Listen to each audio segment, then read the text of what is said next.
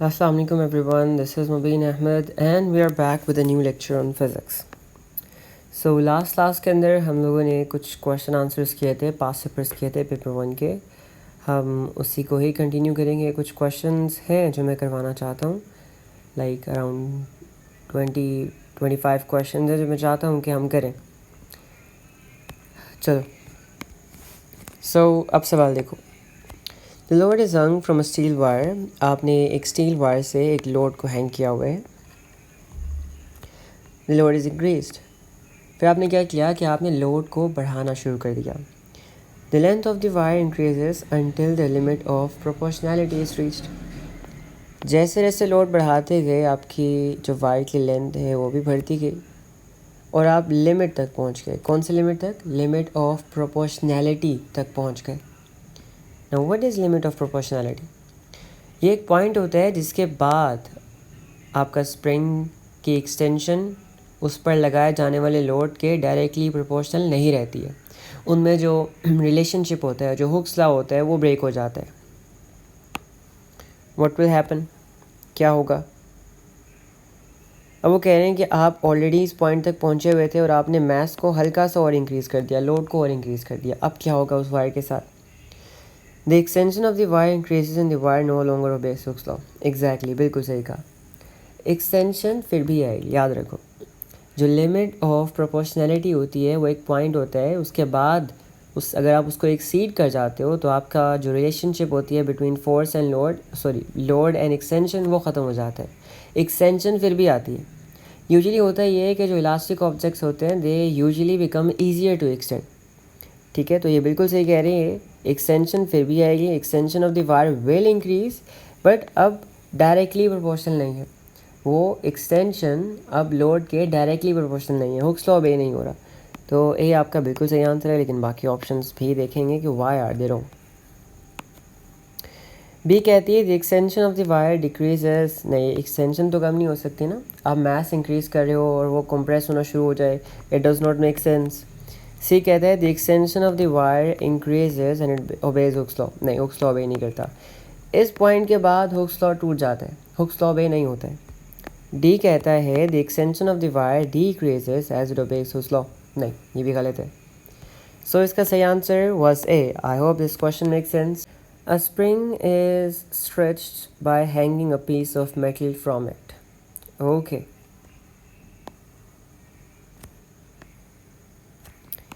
आपके पास एक स्प्रिंग है और आपने क्या किया कि आपने इसके साथ एक मेटल का पीस हैंग कर दिया और अब क्या हो रहा है, ये स्प्रिंग जो है वो स्ट्रेच कर रहा है.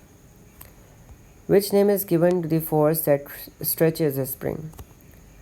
So, अब इस डायग्राम को ध्यान से देखो और हमने ये बताना है कि हम उस फोर्स को क्या नाम दे सकते हैं या उस फोर्स का क्या नाम है जिसकी वजह से स्प्रिंग में एक्सटेंशन आई.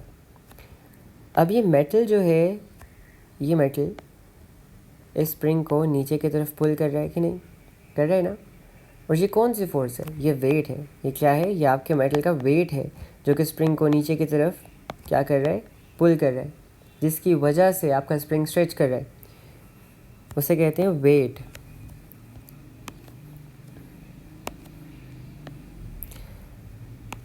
प्रेशर कोई फोर्स नहीं है, मास कोई फोर्स नहीं है, और फ्रिक्शन तो वो फोर्स है जो कि दो ऐसे चीज़ों के दरमियान होती हैं, जो आप दो ऐसे सरफेसेस के दरमियान होती है जो कांटेक्ट में होती हैं और रब कर रहे होते हैं एक दूसरे के ऊपर. उसे फ्रिक्शन कहते हैं. तो ऑप्शन सी भी गलत, बी भी गलत, ए भी गलत. The correct answer is D. I hope that makes sense. आगे आ जाओ. So most of you are asking कि sir where can we find your notes? ना ही आपका डिस्क्रिप्शन में लिंक है, ना ही आपके बायो में लिंक है, ना ही आपकी कोई वेबसाइट है, राइट? सो आपके नोट्स कहाँ से मिलेंगे? So I was recently working on a website. मैं आपको दिखाता हूँ. Not recently, I have been working on it since months and it's about to be completed inshallah in a few days or maybe weeks. Cool, right? So inshallah ये complete हो जाएगी बहुत जल्दी ना. इसमें बहुत कुछ मैं डालने लगा हूँ. अच्छा, अगर आप एंड पे आते हो ना तो आपको ये एक सेक्शन मिलता है everything you need in one place. यहाँ पर फिज़िक्स रिसोर्सेज में आ जाना और यहाँ पर आपको सारी रिसोर्सेज मिल जाएंगी मेरी ना. अब इस पे काम चल रहा है। यहाँ पर आपको नोट्स मिल जाएंगे, फिर आपको वीडियो लेक्चर्स मिल जाएंगे। ये मेरी इस पर काम चल रहा है, ये मेरे यूट्यूब के लेक्चर्स है लेकिन ये कंपाइल्ड होंगे, यानी आपको बिल्कुल एक ऑर्गेनाइज्ड फॉर्म में लेक्चर्स मिलेंगे। आप जो लेक्चर एक्सेस करना चाहो यहाँ से कर सकते हो। कुछ अनलिस्टेड लेक्चर्स भी होंगे जो आप यहाँ से एक्सेस कर पाओगे। फिर आपको टॉपिकल पास्ट पेपर्स आए वो भी आपको इंशाल्लाह यहाँ से मिल जाएंगे। तो इसका लिंक इंशाल्लाह मैं डिस्क्रिप्शन में डाल दूँगा, वहाँ से ले लेना। ओके सो नेक्स्ट क्वेश्चन देखो।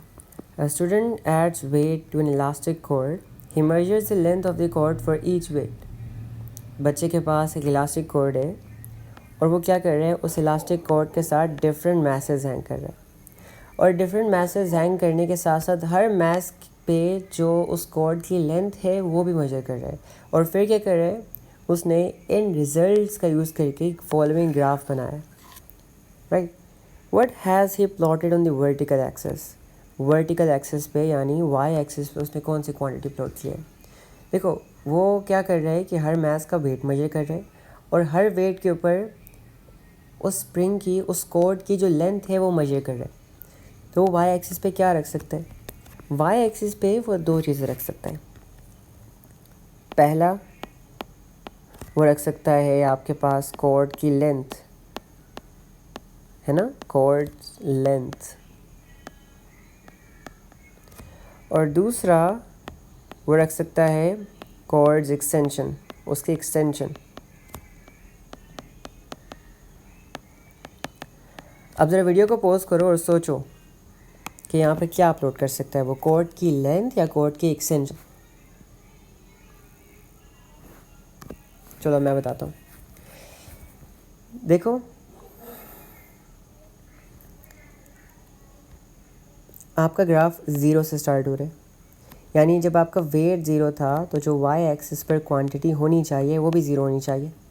अब ज़रा ठंडे दिमाग से सोचो कि जब वेट ज़ीरो था तो क्या कॉर्ड की लेंथ ज़ीरो हो सकती है। That is not possible.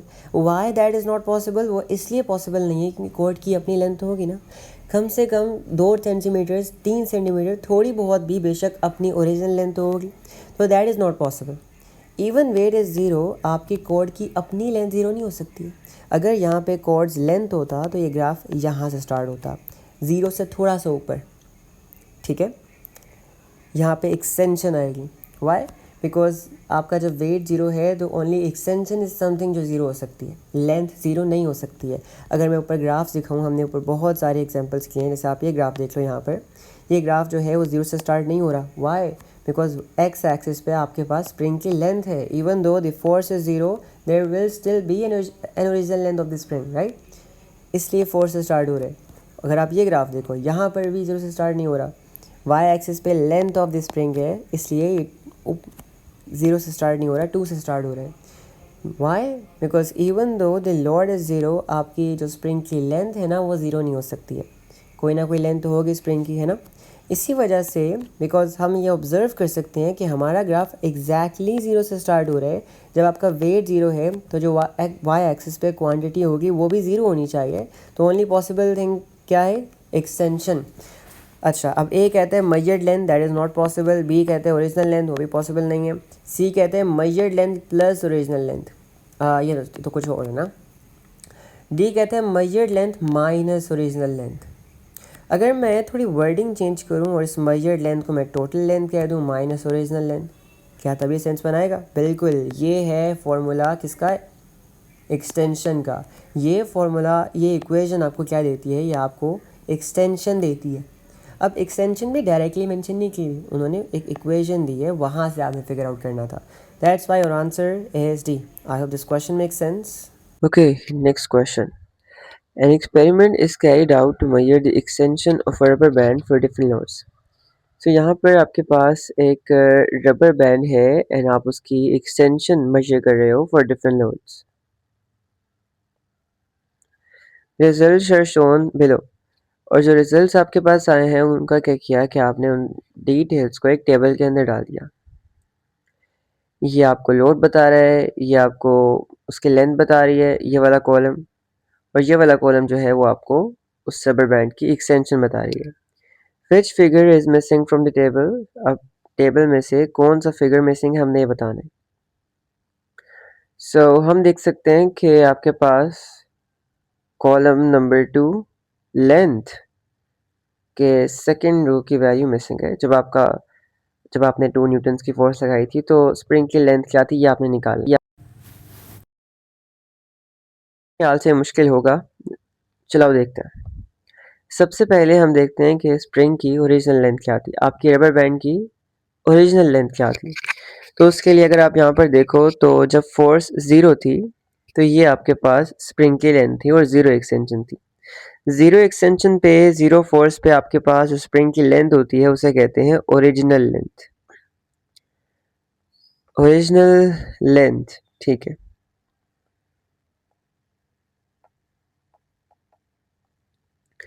सो हमारे पास स्प्रिंग की ओरिजिनल लेंथ है दैट इज 15.2। ये तो बात समझ आ गई हमें, ठीक है।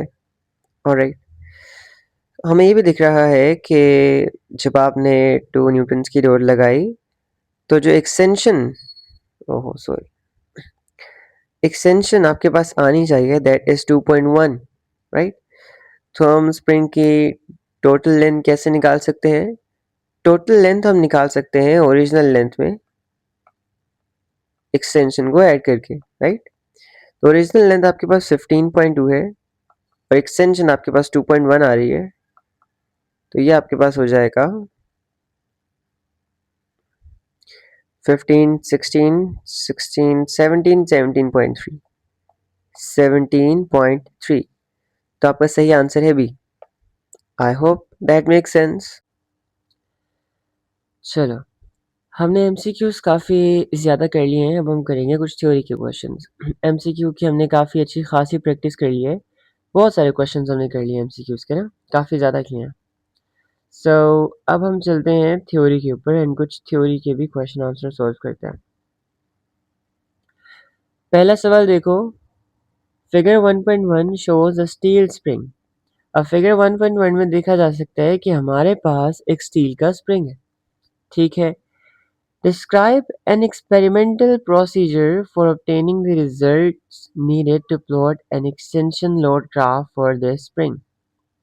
So आपने क्या करना है कि आपने एक एक्सपेरिमेंटल प्रोसीजर डिस्क्राइब करना है जिसके ज़रिए से आप रिजल्ट्स निकाल सको और उन रिजल्ट्स का यूज़ करके आप एक एक्सटेंशन लोड ग्राफ बना सको, राइट। तो सबसे पहले तो देखो हमें ना ये देखने पहले सवाल जो है वो 3 मार्क्स का है, इस हिसाब से ही जवाब देना।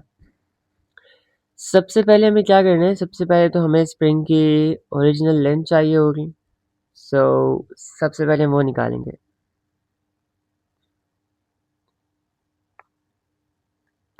measure the length measure the length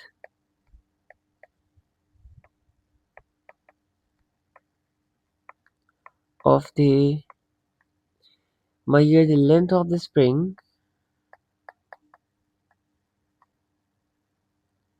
without attaching any load,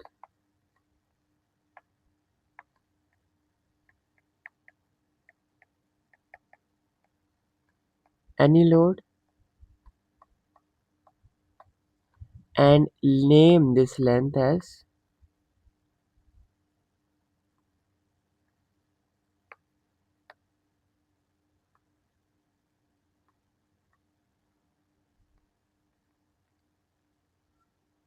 कहाँ गया, हाँ,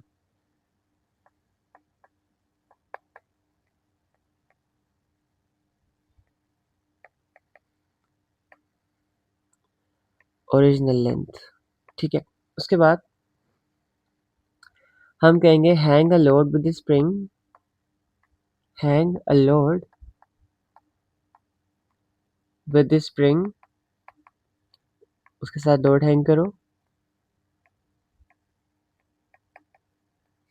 calculate the new length, calculate और measure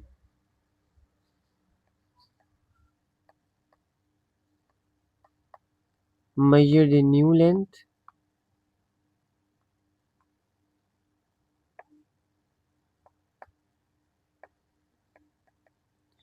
and calculate the extension.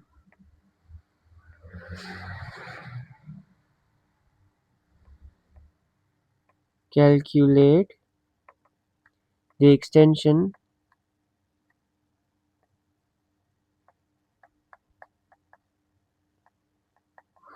using the equation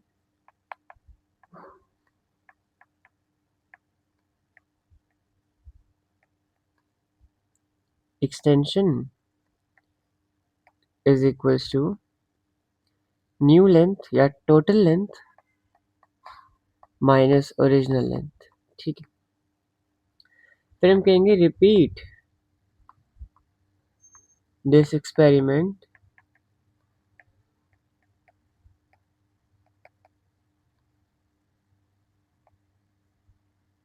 with different values of load।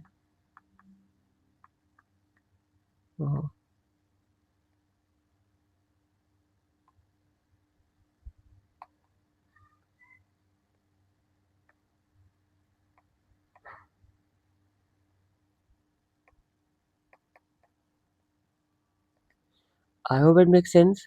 हमने किया कुछ नहीं, पहले हमने उसकी ओरिजिनल लेंथ निकाली, फिर हमने डिफरेंट मैसेज साइन किए, डिफरेंट मैसेज पे उसकी नई लेंथ निकाली और न्यू लेंथ में से ओरिजिनल लेंथ को माइनस करके एक्सटेंशन निकाली हर मैस के लिए। अब हमारे पास लोड भी है और हर लोड की एक्सटेंशन भी है, तो क्या कर सकते हैं हम उसका जो कि है एक्सटेंशन लोड ग्राफ वो आराम से बना सकते हैं। चलो आगे देखो। In an experiment to obtain result for an extension load graph, a spring is stretched beyond its limit of proportionality। अब हमने क्या किया कि हमने अपने स्प्रिंग को लिमिट ऑफ प्रोपोर्शनैलिटी के बियॉन्ड एक्सटेंड कर दिया। On figure 1.2 sketch the extension load graph for this spring। अब हमें उसी स्प्रिंग का एक एक्सटेंशन लोड ग्राफ बनाना है।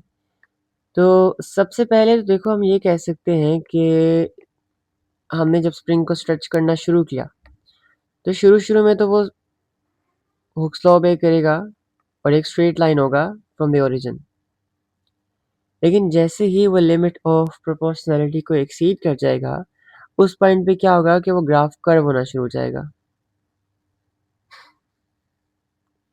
कुछ इस तरह से।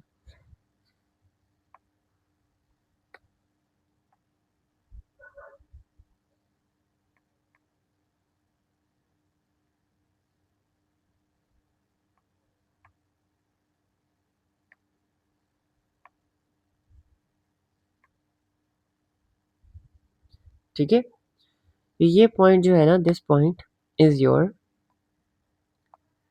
Limit of proportionality. I hope that make sense. आगे आ जाओ। फिर वो कहते हैं कि on your graph in figure 1.2 mark and label with a P the limit of proportionality. अपने ग्राफ के ऊपर पी से पी मार्क करो जहाँ पर आपको लगता है कि लिमिट ऑफ प्रोपोर्शनैलिटी है। तो हमने ऑलरेडी फिगर आउट कर लिया हुआ है, बस हमने यहाँ पर पी लगाना है। क्या करना है यहाँ पर, सिर्फ अब पी लगाना है। तो हम यहाँ पर पी लगा देंगे, हम यहाँ पर रेड से पी लिख देते हैं, दैट्स इट। ठीक है, ऑलराइट। फिर वो क्या कहते हैं देखते हैं। The limit of proportionality for the spring occurs at a load of 8.5 newtons। ये important डिटेल है, इसको इसलिए इसको हाईलाइट कर लेते हैं।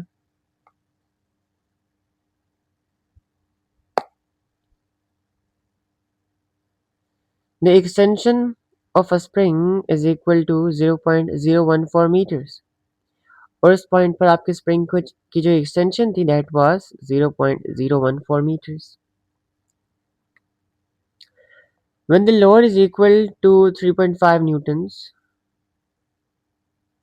और जब आपका लोड 3.5 न्यूटन होता है, कैलकुलेट द एक्सटेंशन। ओके, क्या कह रहे हैं, अच्छा सॉरी माय बैड। वही कहना चाह रहे हैं कि आपकी जो लिमिट ऑफ प्रोपोर्शनैलिटी है वो 8.5 न्यूटन पे पहुंच जाती है, और जब आपके पास 3.5 न्यूटन का लोड हैंग होता है तो आपके पास जो स्प्रिंग की जो एक्सटेंशन होती है that is equal to 0.014 meters। Calculate the extension for a load of 5.5 newton. So आसान सवाल है। हमें बताया जाता है कि जो आपकी लिमिट है वो 8.5 पे रीच होती है और 3.5 न्यूटन पे आपकी एक्सटेंशन ये रहती है। सबसे पहले देखते हैं कि आपके पास जो लोड था दैट वाज 3.5 न्यूटन्स और आपके पास उस लोड पर जो एक्सटेंशन थी दैट वाज 0.014 मीटर्स। ऐसा ही है। सबसे पहले हम निकाल लेते हैं स्प्रिंग कांस्टेंट। बिल्कुल सही बात है ना। Let's figure out spring constant. मुझे पता है F इक्वल्स के एक्स एंड देन F जो है दैट इज 3.5। स्प्रिंग कांस्टेंट हमने निकालना है और एक्सटेंशन इज 0.014। तो स्प्रिंग कांस्टेंट की वैल्यू आ जाएगी 3.5 divided by 0.014. Alright. So it seems like I need a calculator. तो मुझे एक मिनट दो, मैं कैलकुलेटर लेके आया।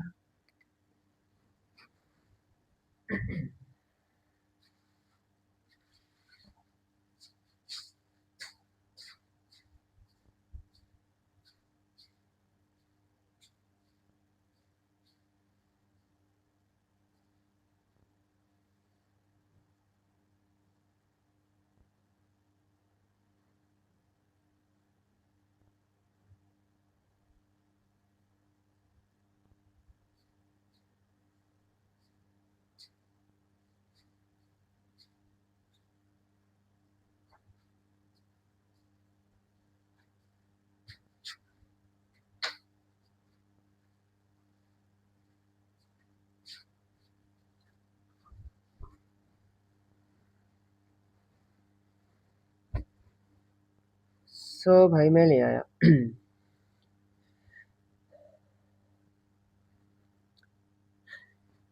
और यहाँ पर हमारा जवाब आता है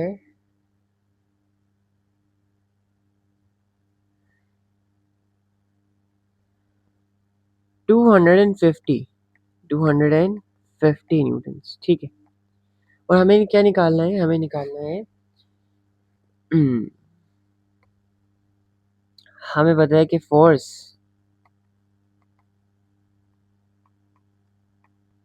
आपके पास है 3.5 न्यूटन्स, नहीं 5.5 न्यूटन्स। और हमें इस फोर्स पे एक्सटेंशन निकालनी है। गिवन दैट कि जो स्प्रिंग कांस्टेंट है अभी अभी ताज़ा ताज़ा निकाला है दैट इज 250 न्यूटन्स पर मीटर ठीक है। अगेन F इक्वल्स के एक्स लगाएंगे जहाँ पर F फोर्स है, के स्प्रिंग कांस्टेंट है और एक्स एक्सटेंशन है। फोर्स की वैल्यू 5.5 है।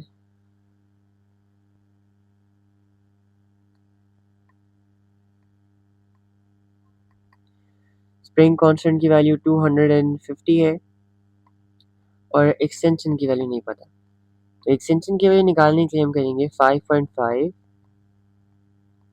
divided by 250, so it comes out to be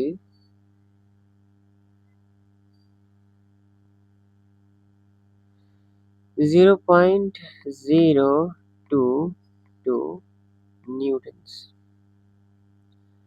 I hope that makes sense. अच्छा, let me check. बिल्कुल सही जवाब है। Let's move ahead. A student suspends a spring from a support.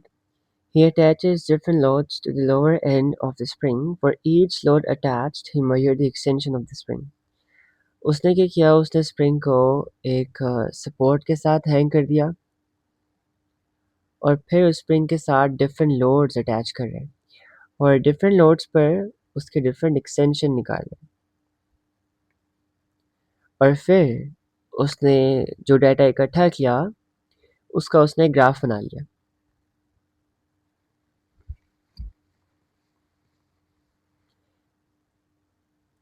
Y axis पे extension है और x axis पे load है और हम ये देख सकते हैं कि पूरा का पूरा ग्राफ जो है हुक्स लॉ obey कर रहा है since it is a straight line starting from origin. ठीक है। The extension of the spring is directly proportional to the load, बिल्कुल सही कहा। Extension of the spring is directly proportional to the load. State two features of the graph that shows this. अब graph के ऐसे दो features बताओ जो कि ये दिखा रहे हैं कि आपकी एक्सटेंशन और आपका लोड जो है दे आर डायरेक्टली प्रोपोर्शनल। एक चीज़ हमेशा याद रखो कि when two quantities are directly proportional तो उनका ग्राफ जो है वो दो तरीके से अलग होता है। पहला वो ग्राफ एक स्ट्रेट लाइन होती है, दूसरा वो ग्राफ ओरिजिन यानी 0 0 से स्टार्ट हो रहा होता है। तो हम यहाँ पर लिखेंगे सबसे पहले कि graph is a straight line. सबसे पहली चीज़ क्या है? सबसे पहली चीज़ हम ये लिख सकते हैं कि आपका जो ग्राफ है, graph is a straight line.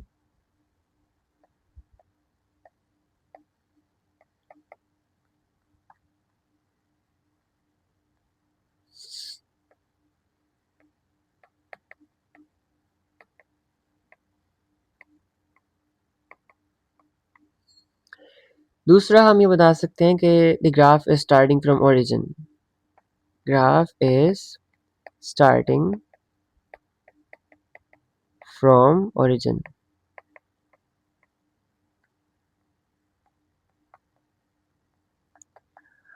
Origin का मतलब होता है 0 0 से स्टार्ट हो रहा है आपका ग्राफ।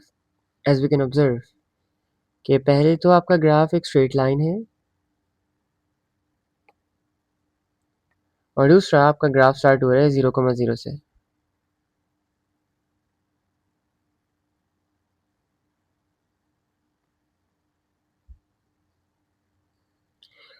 फिर वो क्या पूछते हैं? फिर वो पूछते हैं कि describe how the student can show that spring reaches its limit of proportionality at 8 Newton's.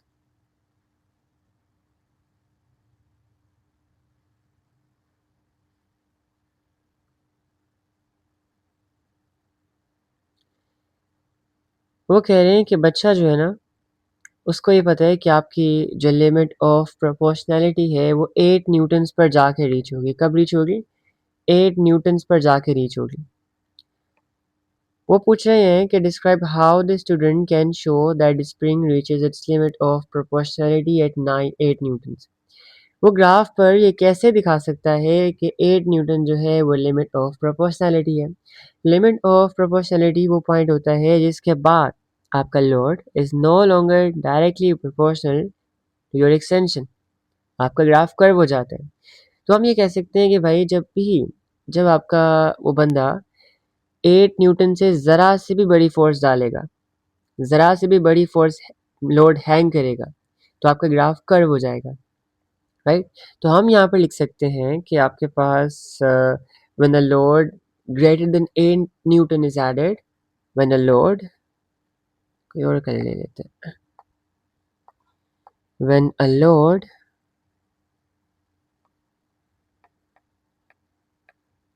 greater than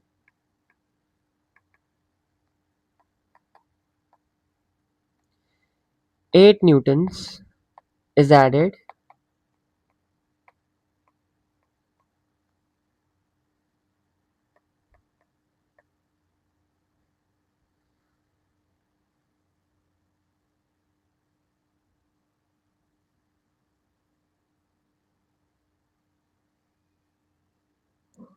the graph no longer remains a straight line,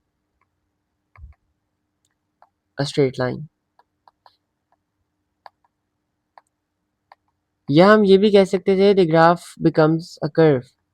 हम ये भी कह सकते थे the graph becomes a curve। हमसे यहाँ पर पूछा ये गया था कि 8 newton is your limit of proportionality. अब वो कह रहा था कि मैं ग्राफ पर ये लिमिट ऑफ प्रोपोर्शनैलिटी कैसे दिखा सकता हूँ। वो ऐसे दिखाई जा सकती है कि 8 न्यूटन तक तो आपका ग्राफ स्ट्रेट होगा, 8 न्यूटन के बाद आपका ग्राफ कर्व होना शुरू हो जाएगा, और इसी को मैंने यहाँ पर खूबसूरत वर्ड्स में लिखा। When a load greater than 8 Newton is added, the graph no longer remains a straight line. It becomes a curve। ये भी कह सकते हो। ओके अच्छा, फिर वो कहते हैं the spring is used in a simple device known as an accelerometer. भाई आपने एक स्प्रिंग को एक बहुत ही इंतहाई सिंपल डिवाइस में यूज़ किया है जिसका नाम ही इतना सिंपल है, एक्सेलेरोमीटर। बहुत सिंपल नाम है। Shown in figure 3.2। Let's observe the image first. Whenever you are solving a question, whether theory or MCQ, and you get a diagram, आगे बढ़ने से पहले एक दफ़ा उस डायग्राम को एक दफ़ा एनालाइज कर लिया करो। उससे जब आप आगे की डिटेल्स पढ़ोगे ना तो आपको वो ज़्यादा बेहतर समझ आएंगी। ये एक 5 kg का वज़न है। स्मूथ सरफेस है। स्मूथ सरफेस का मतलब होता है नो फ्रिक्शन। जब भी स्मूथ सरफेस आए इसका मतलब ये नो या less friction. No less, very less friction.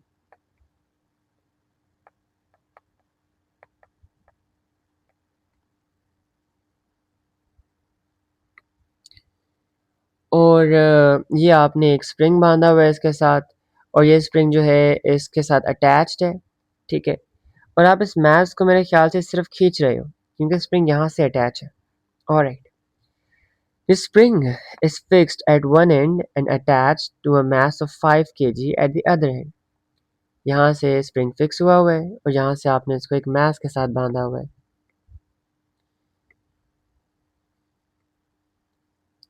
Fixed at one end and attached the mass of 5 kg at the other end. The mass rests on a smooth horizontal surface. Smooth यानी no friction, again बता देता हूँ। Smooth का मतलब होता है no friction. There is no friction between the mass and the surface. No friction, देखा। The whole device is placed in a car.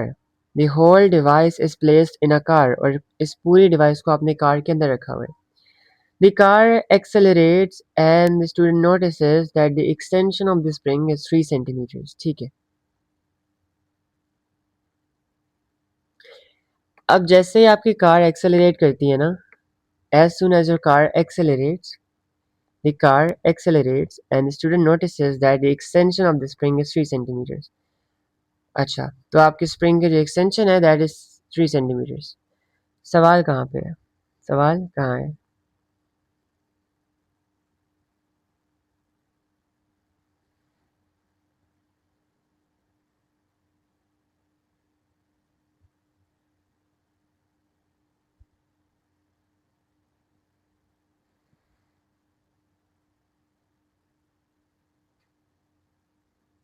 कहाँ है सवाल? ये रहा। नहीं, ये रहा।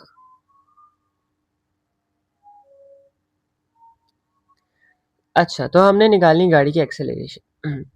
चलिए सवाल को ना ज़रा ध्यान से समझते हैं। अब बात ऐसी है कि ये एक एंड पे फिक्स हुआ है, राइट। अब ये गाड़ी के ऊपर आपने इसको रखा हुआ है, इस सरफेस को गाड़ी के ऊपर रखा हुआ है, गाड़ी के अंदर रखा हुआ है, फिक्स किया हुआ है मेरे ख्याल में। अब जैसे गाड़ी फौरन एक्सेलरेट करेगी ना, होता है क्या है देखो, बिकॉज ऑफ इनर्शिया आपकी गाड़ी और ये बार जिसके ऊपर पड़ी है, जो भी कहते हैं इसे, वो तो आगे मूव कर जाएगी, लेकिन ये मैस जो है ये जहाँ पर है वहीं रहना चाहेगा। ये मैस जो है ये आगे मूव नहीं करना चाहेगा। सबसे बड़ी चीज़ ये है कि because there is no friction between the surface of the mass and the smooth surface, that's why ये मैस जो है बिकॉज ऑफ इनर्शिया जहाँ है वहीं रहना चाहेगा और ये ऑब्जेक्ट आगे मूव कर जाएगा। ये यहीं रह जाएगा जिसकी वजह से स्प्रिंग स्ट्रेच होगा। तो हमने गाड़ी की एक्सेलरेशन निकालनी। गाड़ी की एक्सेलरेशन क्या है? हमें गिवन है कि जैसे गाड़ी एक्सेलरेट करती है ना, इसके अंदर 3 सेंटीमीटर्स की एक्सटेंशन आ जाती है। ये मैस यहीं रहेगा और ये पूरा सिस्टम आगे मूव कर जाएगा। ये स्लाइड करके पीछे आ जाएगा, मैस पीछे नहीं आएगा, यहीं रहेगा। ये हिस्सा स्लाइड करके आगे मूव कर जाएगा गाड़ी के साथ। सबसे पहले हम देखते हैं कि 3 सेंटीमीटर्स पे, 3 सेंटीमीटर एक्सटेंशन पे कितनी फोर्स लग रही होगी।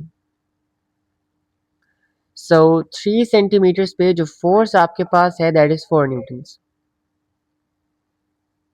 एक्सटेंशन कितनी थी? एक्सटेंशन आपके पास है 3 सेंटीमीटर्स और फोर्स कितनी लगी जिसकी वजह से एक्सटेंशन आई? That was 4 newtons. और हमें क्या निकालनी है? We need to figure out the acceleration कि कितनी एक्सेलरेशन हुई। अच्छा, अब सोचने वाली बात है ना, सोचने वाली बात यह है कि जिस एक्सेलरेशन से गाड़ी मूव करेगी उसी एक्सेलरेशन से बाहर भी मूव की होगी, क्योंकि दोनों गाड़ी और ये फिक्स है ना, गाड़ी के अंदर आपने सिस्टम को फिक्स किया हुआ है। तो जैसे ही गाड़ी मूव करेगी आगे, आपका ये जो वुडन बार है जो भी है ये भी आगे मूव करेगा उसके साथ। तो दोनों सेम ही एक्सेलरेशन से मूव करेंगे। तो हम क्या करेंगे, हम एक्सेलरेशन निकाल लेंगे एफ इक्वल्स एम ए लगा के simply. F equals M A, force आपके पास है 4, मैथ आपके पास नहीं, math math math math math कहाँ से है मैथ? हम्म,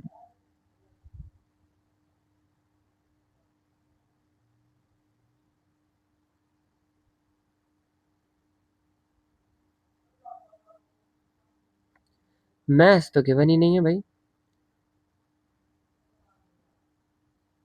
क्या मैं मैथ्स गिवन ऊपर गाड़ी का?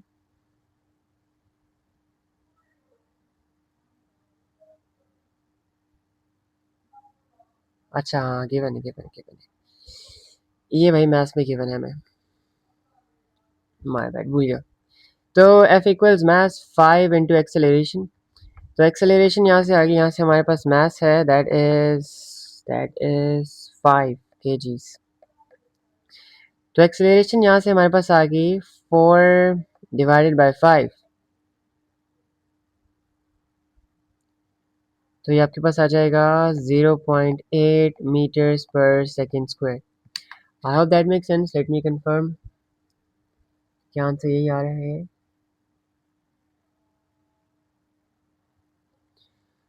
4 डिवाइडेड बाय 5, यस 0.8, बिल्कुल सही आंसर आ रहा है हमारा।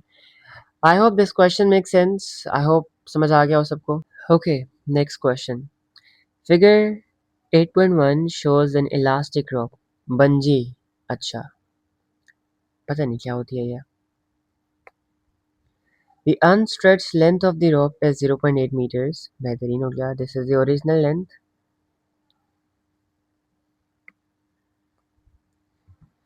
A student uses the hook at one end to suspend the rope from a shelf and hangs an empty paint can. बच्चे ने रस्सी पकड़ी, इसका कुंडा है, इसको डाला शेल्फ के साथ, हैंग किया, लटकाया, और एक खाली पेंट की बास्केट उसने उसके साथ लटका दी, जिसका वेट था, वजन था 0.7 kg। The rope stretched to a length of 0.97 meters, उसकी लेंथ इतनी होगी, but does not exceed its limit of proportionality, और अभी तक लिमिट ऑफ प्रोपोर्शनैलिटी एक्सीड नहीं की। What is mean by limit of proportionality? Limit of proportionality का क्या मतलब है? लेट्स से,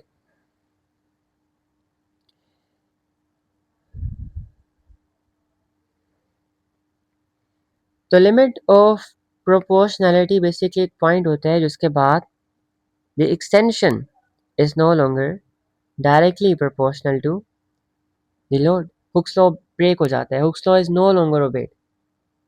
a point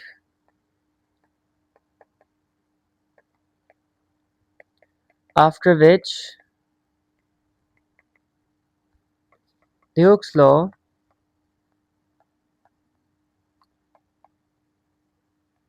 is no longer obeyed.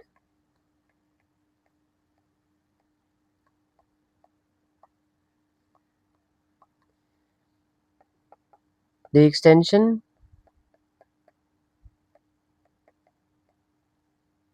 is no longer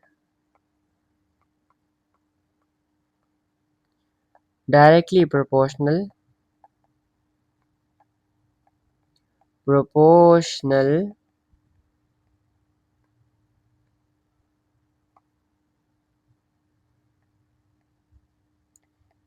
the load applied. ठीक है, state what is mean by mass and weight. Alright, आसान। mass क्या होता है? Mass is the amount of matter in an object. Amount of matter, amount of matter in an object. In an object. और weight simply कहते हैं हम लोग force of gravity को। Weight is a force of gravity.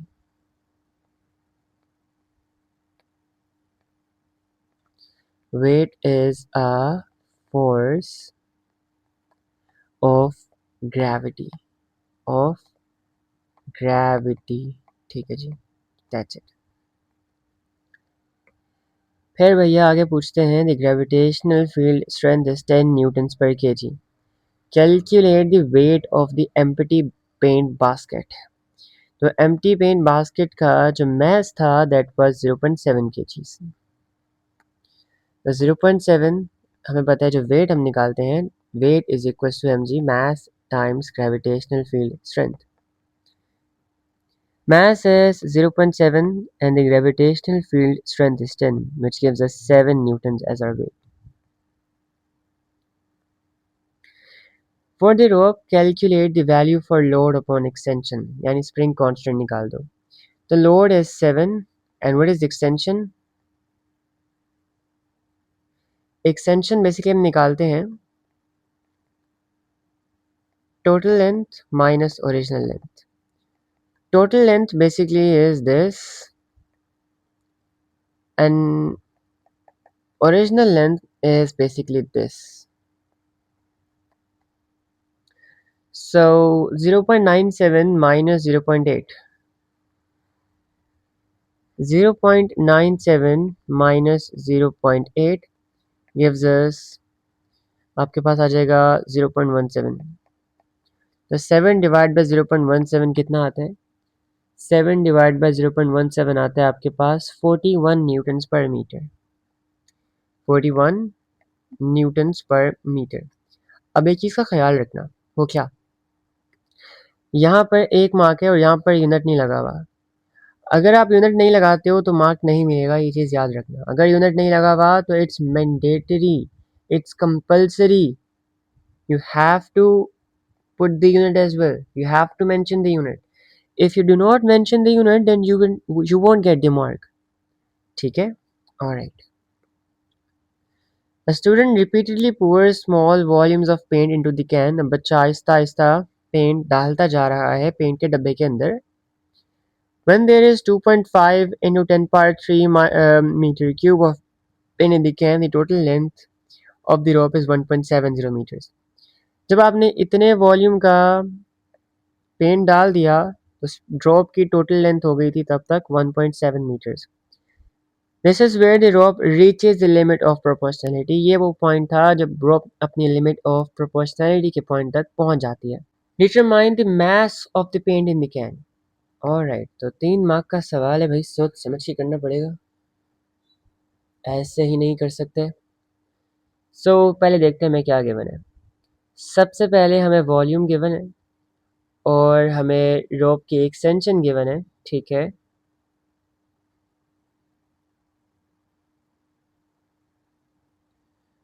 और हमें क्या given है?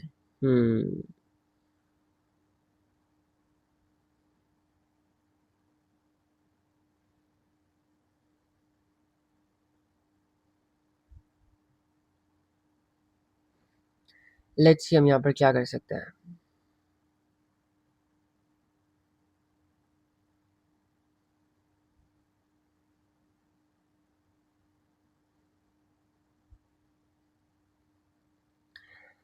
अगर देखा जाए तो हमें इस वक्त ये पता है कि अच्छा, अगर देखो ना, जैसे मैं यहाँ सिचुएशन में बैठा हूँ और आप भी ऐसी सिचुएशन में फंस जाते हो कि आपसे सवाल सोल्व नहीं हो रहा और वाकई नहीं हो रहा मेरे से। अब मैं क्या करूँगा?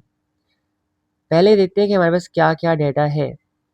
हमें सबसे पहले स्प्रिंग कांस्टेंट पता है, दैट इज 41 न्यूटन्स पर मीटर। और हमें पता है कि जो रोप की ओरिजिनल लेंथ है,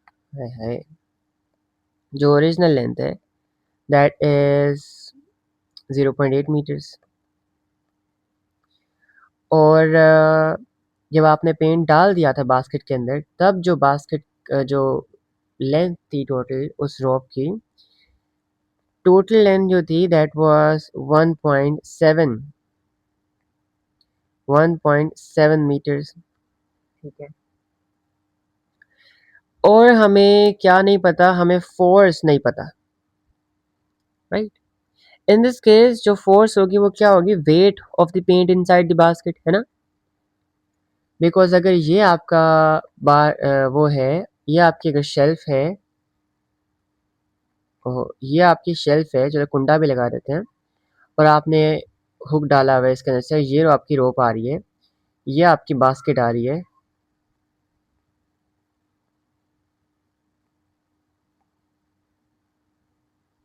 और इस बास्केट के अंदर आपके पास पेंट है। तो इस रोप ने ये जो इस पॉइंट पे जो फोर्स वाला किरदार होगा ना, बिकॉज देखो ना इसमें एक्सटेंशन आई है, एक्सटेंशन रोप में क्यों आई, क्योंकि फोर्स इसको नीचे खींच रही है बास्केट। और ये फोर्स कौन लगा रहा है, ये लगा रही है, ये लगा रहा है बास्केट के अंदर पड़ा हुआ पेंट, ये वेट लगा रहा है नीचे की तरफ, है ना। वो वेट हमारे पास नहीं है। तो और हमारे पास क्या क्या है, और हमें इसका वॉल्यूम भी गिवन है। वॉल्यूम कितना है, 2.5 एक्सपोनेंट -3 मीटर क्यूब। और हमें क्या पता है, और हमें क्या पता है, बस हमें ये चीज़ें पता है। अब हमने यहाँ से किसी तरह से इसका मैथ निकालना है। अच्छा जी, क्या करें भैया। देखा जाए तो बात यह है कि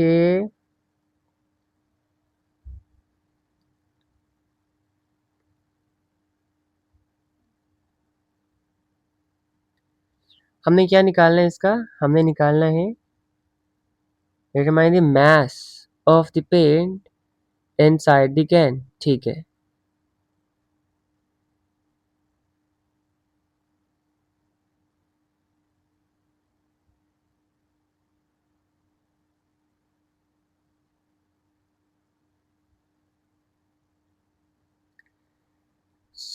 अगर अगर मैं यहाँ पे क्या करूँ, मैं यहाँ पर ये वेट निकालूँ, तो वो क्या आएगा, लेट्स सी, पहले वेट निकाल के देखते हैं। तो अगर मैं यहाँ पे F इक्वल्स के एक्स लगाऊँ, F इक्वल्स के एक्स लगाऊँ, फोर्स की वैल्यू निकालूँ यहाँ पे, जिसकी वजह से ये एक्सटेंशन आ रही है। तो सबसे पहले स्प्रिंग कांस्टेंट कितना है, स्प्रिंग कांस्टेंट मेरे पास है 41, ठीक है। और एक्सटेंशन कितनी है, अच्छा एक्सटेंशन आपके पास आएगी total length minus original length 1.7 minus 0.8 जो कि 0.9 आएगी। तो यहाँ से आपके पास जो एफ की वैल्यू है ना वो आ जाएगी, आपके पास एफ की वैल्यू आ जाएगी 3 kgs। कितनी आ जाएगी, 3 kgs। ओहो, क्या हो गया मुझे, एफ की वैल्यू आपके पास आ जाएगी तकरीबन 3, हाँ 37 न्यूटन्स। अच्छा ये आ गया हमारे पास। ये 37 न्यूटन जो है ना, ये बेसिकली वेट है आपके पास बास्केट प्लस किसका, बास्केट प्लस अंदर के पेंट का। तो बास्केट का वेट कितना होगा पहले ये निकाल लेते हैं। ये देखो wait of the empty basket पहले निकाला है 7, तो बिंगो। तो मुझे बताया कि भाई आपके पास वेट, टोटल वेट जो है बास्केट का प्लस पेंट का, दैट इज इक्वल टू 37, और सिर्फ बास्केट का वेट कितना है, 7। तो क्या मैं यहाँ से पेंट का वेट निकाल सकता हूँ, बिल्कुल 37 माइनस 7 आ जाएगा, 30 न्यूटन वेट है बास्केट का। और आपको ऊपर गिवन था कि आपके पास जो ग्रेविटेशनल फील्ड स्ट्रेंथ है वो 10 लेनी है। तो भाई हमारे पास आंसर आ गया हमारा। मुझे पता है मैथ्स W इक्वल्स mg, क्या मसला है, W इक्वल्स mg लगा के मैं आराम से अपना मैथ्स निकाल सकता हूँ। 30/10 इज इक्वल्स टू 3 kgs। तो मैथ्स मेरे पास आ गया 3 kg। तो इस तरह से सवाल मैंने सोल्व कर लिया, और वाकई मेरे से नहीं हो रहा था, मैंने अभी आपके सामने किया है। और अब इसको एक दफ़ा मार्किंग स्कीम से भी कंफर्म कर लेते हैं। अच्छा एक सेकंड दो, कंफर्म करने दो।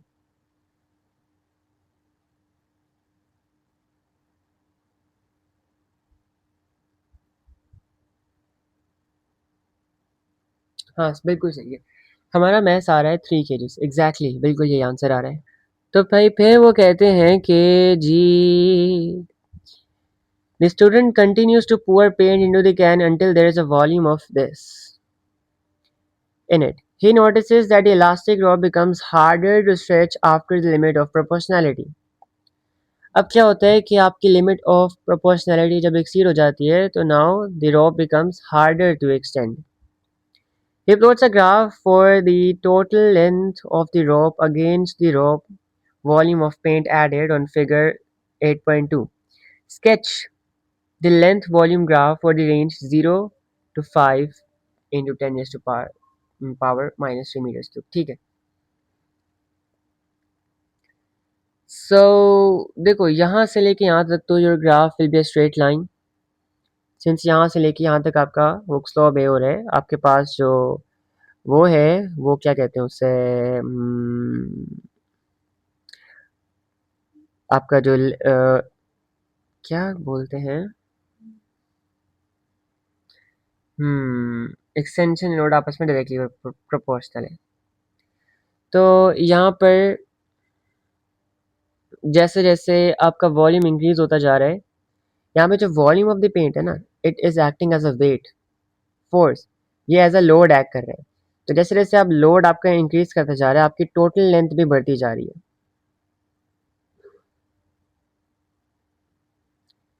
अच्छा,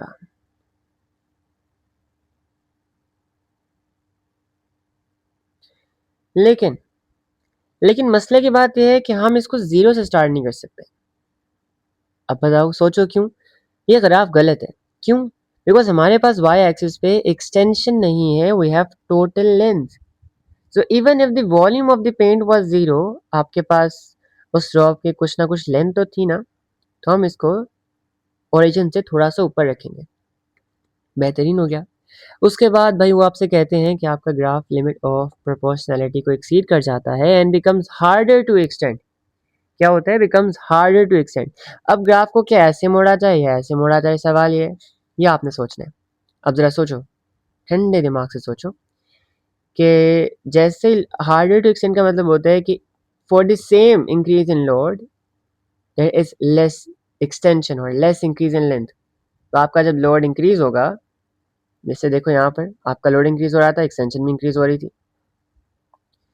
अब क्या होगा? For the same increase in load आपकी एक्सटेंशन में डिफरेंस कम आना चाहिए। तो आपका ग्राफ जो है वो कुछ इस तरह से बेंड हो जाएगा, इस तरह से बेंड हो जाएगा। ठीक है?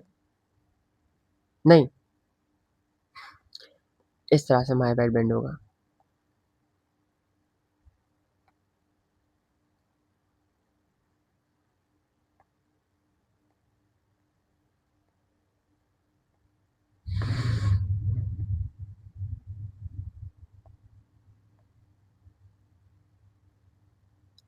ठीक है?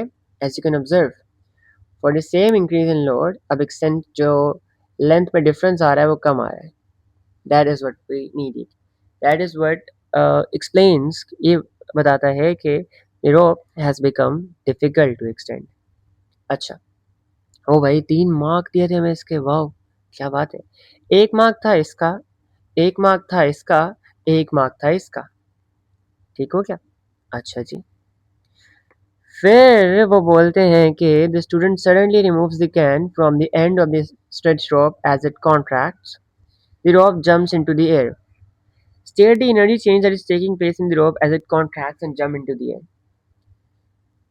So मेरे नहीं ख्याल से इसमें कोई मसला होना चाहिए।